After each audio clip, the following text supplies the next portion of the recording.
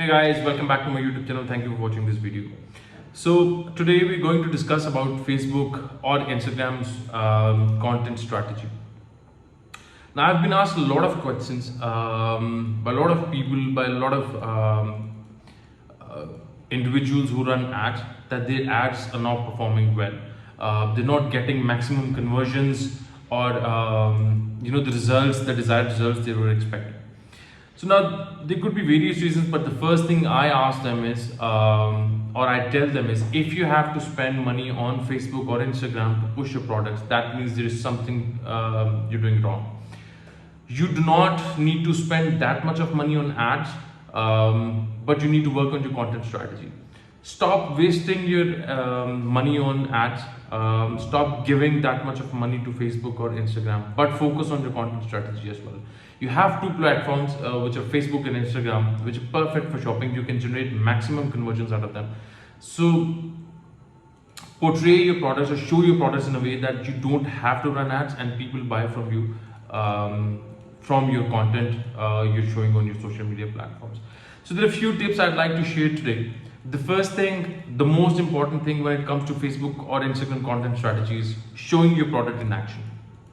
Now, what do you mean by showing your products in action?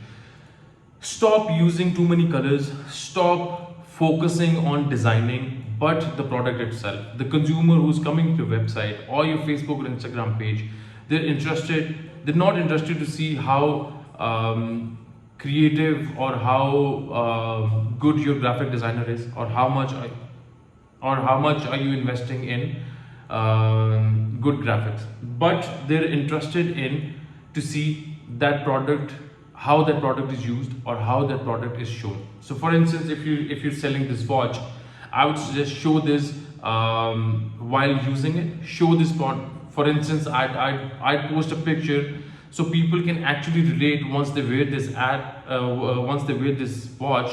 How does it look? What are the features?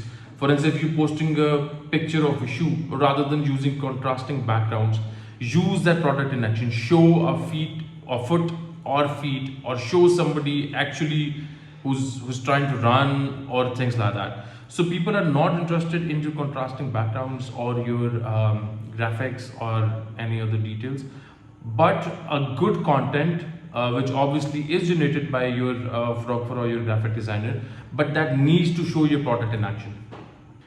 So the second point is, the key is in presenting your product to attract attention and generate interest. What does that mean?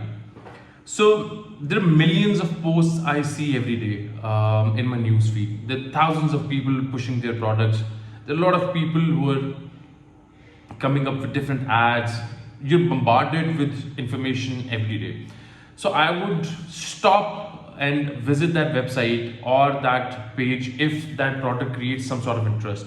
Try and relate that product with the consumers, creates or generate some sort of interest that people would actually want to visit your pages or your website, and eventually you can convert them.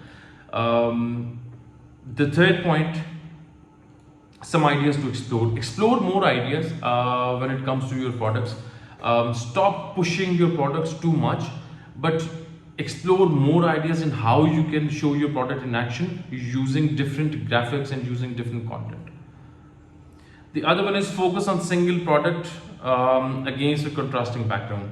As I mentioned in my first point, that you need to show your product in action. You need to focus on a single product. For instance, if you're selling a watch, and if a blogger can easily take a picture of a watch which is, they're in some garden, they're walking around, there are flowers, there are trees, there are cars passing by, but no one would be actually focusing on your product.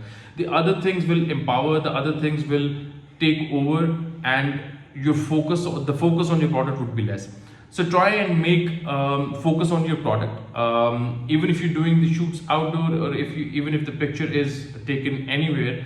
But the focus needs to be on your watch or on your product, rather than the contrasting backgrounds or the things around you. Use a lifestyle image or add a human element to show the product in use. Again, it's somehow related to my first, the slide. you need to show your product in use. For instance, as I mentioned, if I'm using this watch, what I would do is I'd wear it and take a picture, adding the human element. If you're selling a shoe, I would suggest put it on somebody and then take a picture of that certain person. When you add a human element, people can actually relate, because they would like to see how does it look when somebody's wearing it, rather than you posting a picture on a grass or anywhere else. So add the human element, aerial shots of the product. If I go to a website, that's the only interaction. The picture is the only interaction I can do with your website. I don't know how that product would look, how would be the quality. So what I would do is I'd take aerial pictures of that product. I would also take different angles of that product, so people actually, they don't have to go to customer service, or they don't have to call you, or they don't have to look for anything else. They just go to your website and every information is available. So all you got to do is take some aerial pictures and different angles and post it on your website with the complete description. So specifically when we talk about Facebook and Instagram, if I'm going through my news feed and there is a picture which is more attractive, or there's an aerial view of that picture rather than a picture of the product, which you need to figure out that this is something I'd like to buy. So the picture needs to be very clear and very descriptive itself. Now, if you're selling a shoe, just taking an example, or you're selling a television, or you're selling a sound system. So let's take an example of the sound system. So use different arrows or illustrations in terms of,